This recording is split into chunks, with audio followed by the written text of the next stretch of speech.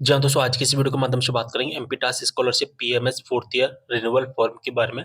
जी हाँ, दोस्तों आज के इस वीडियो के माध्यम से हम स्पेशली 4th ईयर के बारे में चर्चा करेंगे कि जो 4th ईयर का फॉर्म होता है रिन्यूअल हम कैसे करेंगे।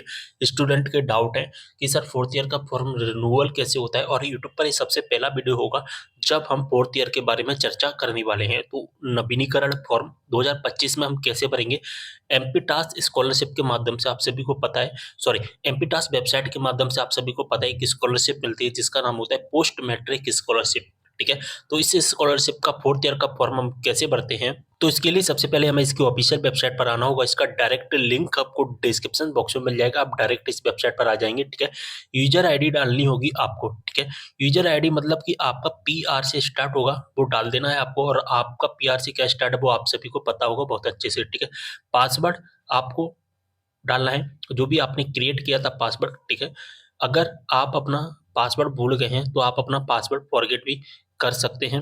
ठीक है, इसके लिए मैं अलग से वीडियो बनाऊंगा। और यहाँ पर कैप्चा कोड का आंसर डाल देना है और इसके बाद में लॉगिन हमें कर देना है। ठीक है, पीआर से सभी का रजिस्ट्रेशन नंबर स्टार्ट होता है, तो वो वही हमारी आईडी होती है। जैसे कि मैं एक उदाहरण के तौर पर बताऊं, पीआर 100 24 348 इस तरह से हो सकता है, पीआर 100 144 इस तरह से हो सकता है। ठीक है, मतलब पीआर 100 सभी में कॉमन रहता है। अब दोस्तों हम इसकी ऑफिशियल वेबसाइट पर आ जाएंगे, कुछ इस तरह का इंटरफेस हमें दिखाई देने वाला है। ठीक है, तो एक बात मैं आपको बता देना चाहता हूँ वीडियो को शुरू करने से पहले, 2025-26 में अगर हम कोई भी फॉर्म भरेंगे, ठीक है, रिन्यूअल फॉर्म भरेंगे, तो हमें सबसे पहले अपना ओटीआर अपडेट करना पड़ेगा। ओटीआर अपडेट क्या होता है मैं बताऊं आपको। ओटीआर में क्या होता है, एक तो आपको ओटीआर नंबर डालना होता है और एक आपको अपारा आईडी डालनी पड़ती है। अगर आपने पहले डाल दिया तो कोई दिक्कत नहीं है, लेकिन अगर आपने अपना ओटीआर अपडेट नहीं किया तो पहले ओटीआर अपडेट कीजिए। और ओटीआर अपडेट हमारा है या नहीं है तो हमें इसको कैसे चेक करना है, तो माई प्रोफाइल का एक ऑप्शन दिखता है, इस पर हमें क्लिक करना है। अब हमें दिखाई देगा अपडेट ओटीआर, तो अपडेट ओटीआर पर हमें क्लिक कर देना है। अब हमसे हमारा ओटीआर नंबर पूछेगा। ठीक है, ओटीआर नंबर हमें कहाँ से मिलता है, तो ओटीआर नंबर लेने के लिए हमें रजिस्ट्रेशन करना पड़ेगा। कहाँ पर हमें रजिस्ट्रेशन करना पड़ता है मैं आपको बताऊं, वो हमें करना पड़ता है एनएसपी की वेबसाइट यानी कि नेशनल स्कॉलरशिप वेबसाइट पर। और एक होती है हमारी अपार आईडी, और ये हमें कहाँ से मिलेगी, डिजी लॉकर आईडी से मिलती है। ठीक है, डिजी लॉकर वेबसाइट से हमें मिलेगी। तो ओटीआर नंबर लेने के लिए एनएसपी पर रजिस्ट्रेशन करना है और अपार आईडी का नंबर लेने के लिए डिजी लॉकर पर रजिस्ट्रेशन करना है। इन दोनों नंबर को डाल देना, यहाँ से हमें सर्च कर देना है। जैसे हम सर्च करेंगे हमारी डिटेल आ जाएगी और यहाँ पर एक रजिस्ट्रेशन का ऑप्शन आएगा, रजिस्ट्रेशन कर देना, फिर आपका जो ओटीआर अपडेट हो जाएगा। ठीक है, ओटीआर अपडेट होने के बाद ओटीआर सक्सेसफुली का भी ऑप्शन, सॉरी एक मैसेज आपको दिखाई देगा। ठीक है, अगर आपने ओटीआर अपडेट कर लिया तो आपको ओटीआर अपडेट करने की आवश्यकता नहीं है, ओटीआर अपडेट केवल एक बार ही होता है। ठीक है, अब हम क्या करेंगे, इस पीएमएस वाले ऑप्शन पर फिर से क्लिक करेंगे। तो अब हमें अपना फॉर्म भरना है, तो फॉर्म भरने के लिए हम क्या करेंगे, एप्लीकेशन अप्लाई वाले ऑप्शन पर क्लिक करेंगे। अब कुछ इस तरह का इंटरफेस आ जाएगा। ठीक है, यहाँ पर जैसा कि देख पा रहे हैं 2025-26 के फॉर्म स्टार्ट हो गए हैं। अब हमें तीन ऑप्शंस हैं दिखाई देंगे, उन तीनों को फिल करना है, फिर यहाँ पर हमें भरना होगा। और सही तरीके से अगर हम भरेंगे तभी हमारा फॉर्म सक्सेस होगा। ठीक है, तो सबसे पहला जो ऑप्शन हमें दिख रहा है वो है अकेडमिक सॉरी एडमिशन ईयर, यानी कि हमने किस ईयर में एडमिशन लिया है, तो वो एडमिशन ईयर हमें फिल करना पड़ेगा। तो दोस्तों यहाँ पर अगर हम बात करें तो 4th ईयर के जो फॉर्म है ना दोस्तों, हमारे 4th ईयर के अगर हम बात करें 2024-25 में जिन स्टूडेंट ने अप्लाई नहीं कर पाए थे उनको उनके भी अप्लाई हो रहे हैं। साथ ही 2025-26 में तो स्टार्ट हो ही गए हैं। ठीक है, तो दोनों के 4th ईयर के फॉर्म यहाँ पर अप्लाई हो रहे हैं।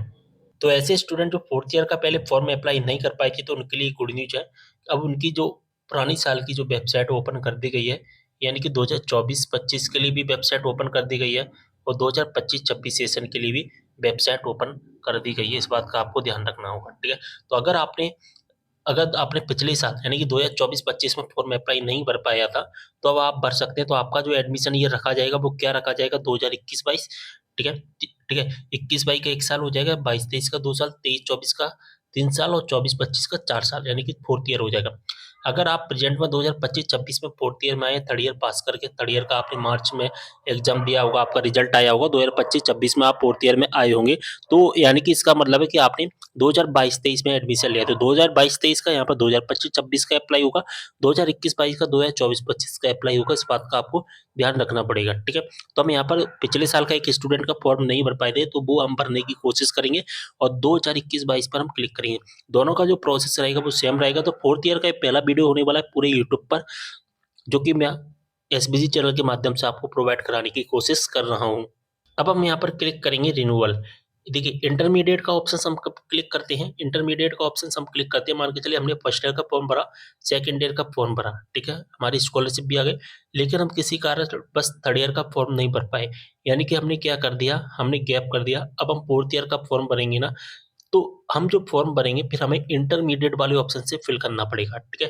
बात समझ में आ गई। लेकिन हमने क्या किया, फर्स्ट ईयर का फॉर्म भरा था, हमारी स्कॉलरशिप आ गई, सेकंड ईयर का भी फॉर्म भरा, हमारी स्कॉलरशिप आ गई, हमने थर्ड ईयर का भी फॉर्म भरा, हमारी स्कॉलरशिप आ गई। अब हम जब फोर्थ ईयर का फॉर्म भरेंगे ना, तो वो इंटरमीडिएट से नहीं भरा जाएगा, वो भरा जाएगा रिन्यूअल से। तो अगर हमने कोई गैप किया है तो इंटरमीडिएट से, अगर हमने कोई भी गैप नहीं किया है तो रिन्यूअल से। बात समझ में आ गई। तो हमने कोई भी गैप नहीं किया तो हम रिन्यूअल यहाँ पर ऑप्शन सेलेक्ट करेंगे। इसके बाद में आपको ईयर सेलेक्ट करना है कि आप किस ईयर में हैं, तो 2021-22 के अकॉर्डिंग हम यहाँ पर दो फोर्थ ईयर में हैं, ठीक है, जो कि पिछले साल के लिए वेबसाइट ओपन कर दी गई है। और अगर आप 2022-23 सेलेक्ट करोगे तो भी आपको फोर्थ ईयर ही सिलेक्ट करना है, क्योंकि आप प्रेजेंट में भी फोर्थ ईयर में ही आ गए हैं 2025-26 सेशन के लिए। जैसे अगर आप अपनी डिटेल है जो कि सही तरीके से फिल करते हैं तो यहाँ पर सक्सेस का ऑप्शन आ जाएगा। अगर आपका सक्सेस का ऑप्शन नहीं आ रहा है तो इसका मतलब है आपके फॉर्म में कोई ना कोई मिस्टेक है, ठीक है। या तो आपका पिछले साल का जो रिजल्ट है वो अपडेट नहीं हुआ है, ठीक है, तो उसके लिए आपको कॉलेज में बात करनी होगी अगर आपका रिजल्ट अपडेट करने का ऑप्शन आता है तो, ठीक है। अगर यहाँ पर सक्सेस का ऑप्शन आ रहा है तभी आप फॉर्म फिल कर पाएंगे, ठीक है। यहाँ पर गो फॉर अप्लाई पर हमें क्लिक करना है। एक बात का ध्यान रखना, अगर आपको फॉर्म भरते समय कोई भी परेशानी आ रही है तो आप मुझे व्हाट्सएप पर कॉन्टैक्ट कर लेना, मेरा नंबर लिख लीजिए, ठीक है। मैं आपको अपना नंबर बता देता हूँ, ये केवल व्हाट्सएप नंबर है, इस पर कॉल नहीं लगेगा, ठीक है। तो यहाँ पर आप टेस्ट करना, मैं आपकी प्रॉब्लम को सॉल्व करने की पूरी कोशिश करूँगा। तो दोस्तों हमारा जो फॉर्म है वो ओपन हो चुका है, ठीक है। यहाँ पर जैसा कि देख पा रहे हैं एडमिशन ईयर 2021-22 आ रहा है, और जिस एकेडमिक ईयर के लिए हम सबमिट कर रहे हैं वो आ रहा है 2024-25, ठीक है। तो 2024-25 इसलिए आ रहा है क्योंकि हमने 2021-22 सेलेक्ट किया। अगर यहाँ पर आप 2022-23 सेलेक्ट करते तो यहाँ पर क्या लिख कर आता, 2024-25 यहाँ पर लिख कर आ जाता, ठीक है।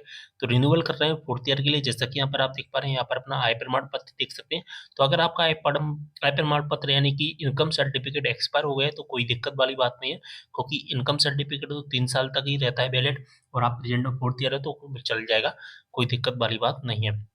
और आप एक बार अपने कॉलेज में भी बात कर सकते हैं, आपको कुछ नहीं करना, डायरेक्ट सबसे नीचे आ जाना है, और डायरेक्ट सबसे नीचे जैसे ही आप आते हैं तो यहाँ पर आपको एक ऑप्शन दिखाई देता है। कौन सा ऑप्शन दिखाई देगा, अपलोड रिजल्ट, ठीक है, लास्ट एग्जाम, यानी कि हमें अपने लास्ट एग्जाम का जो रिजल्ट है वो अपलोड करना है। लास्ट एग्जाम का मतलब क्या होता है, आपने थर्ड ईयर दिया, सॉरी आप प्रेजेंट है फोर्थ ईयर में, तो फोर्थ ईयर से पहले आपने क्या किया होगा, थर्ड ईयर किया होगा ना, तो थर्ड ईयर का यहाँ पर रिजल्ट हमें अपलोड करना है। तो लास्ट एग्जाम का मार्कशीट या हम ऑनलाइन रिजल्ट अपलोड कर सकते हैं, जिसे हम पीडीएफ में अपलोड कर सकते हैं या जेपीजी में अपलोड कर सकते हैं। साइज 2 MB का होना चाहिए, 2 MB से ज़्यादा का नहीं होना चाहिए। यहाँ पर अपनी फाइल सेलेक्ट कर लेना, अप्लाई रिन्यूअल पर आपको क्लिक कर देना है। अब कुछ इस तरह का इंटरफेस आता है हमारे सामने। यहाँ पर हमसे पूछता है क्या आप इस फॉर्म को भरना चाहते हैं, यानी कि क्या आप दर्ज की गई जानकारी के साथ सेव करना चाहते हैं। सेव करने से पूर्व कृपया जानकारी की जांच कर रहे हैं, यानी कि आप जो डिटेल फिल कर रहे हैं, जो रिजल्ट अपलोड कर रहे हैं, उसको क्या आप सेव करना चाहते हैं हमेशा के लिए। अगर आप सेव कर दोगे तो फिर एडिट नहीं होगा, तो इसके लिए आपको ये वार्निंग दे रहा है। अगर आप सेव करना चाहते हैं तो यस करना, अगर आपको कुछ एडिट करना है तो यहाँ से आप नो कर देना, ठीक है। तो यहाँ से हम यस करेंगे। यस करने के बाद हमारे पास हमारा जो एप्लीकेशन नंबर है, जिस एप्लीकेशन नंबर से हमारा फॉर्म सबमिट होता है वो हमारे पास आ जाएगा। यहाँ पर कुछ नहीं करना, आपको डायरेक्ट सबसे नीचे आ जाना है, ठीक है। जैसे आप डायरेक्ट सबसे नीचे आते हैं, यहाँ पर आपको चेक मार्क का एक ऑप्शन दिखता है, यहाँ पर एक सबमिट का ऑप्शन दिखेगा, तो यहाँ से आपको सबमिट कर देना है। और जैसे आप सबमिट के लिए क्लिक करते हैं तो आपके सामने फिर से एक मैसेज आता है कि आप नवीनीकरण छात्रवृत्ति के लिए आवेदन जमा करना चाहते हैं, कृपया पुष्टि करें। अगर आप कंफर्म कर दोगे तो आपका जो फॉर्म है वो सबमिट हो जाएगा। तो यहाँ से हम यहाँ पर क्लिक करेंगे और यहाँ पर एक मैसेज आ जाएगा हमारे पास में कि धन्यवाद, आपका आवेदन सफलतापूर्वक सबमिट किया गया। कृपया आपका आवेदन क्रमांक यानी कि हमारा जो एप्लीकेशन नंबर है वो आ चुका है। भविष्य में आवेदन की स्थिति जानने हेतु नोट कर लें। अगर आप छात्रावास भत्ता लेना चाहते हैं या विकलांग भत्ता हेतु पात्र हैं तो यहाँ पर हमें पात्र पर ऊपर क्लिक करना है, अन्यथा इसको एग्जिट कर देना है। आपका फॉर्म है जो कि सबमिट हो चुका है, आपको रीडायरेक्ट कर दिया जाएगा एप्लीकेशन स्टेटस पर। वहाँ से आप इसका सिंपली प्रिंट आउट निकाल सकते हैं, जो कि बहुत ज़्यादा ईजी है। तो इस तरह से आपको 4th ईयर का फॉर्म में सबमिट करना था, जो कि मैं आपको फुल डिटेल के साथ में बता चुका हूँ। अगर आपको कोई भी डाउट है आप मुझे कमेंट करना। मिलते अगले वीडियो में एक और जानकारी के साथ, तब तक के लिए बाय।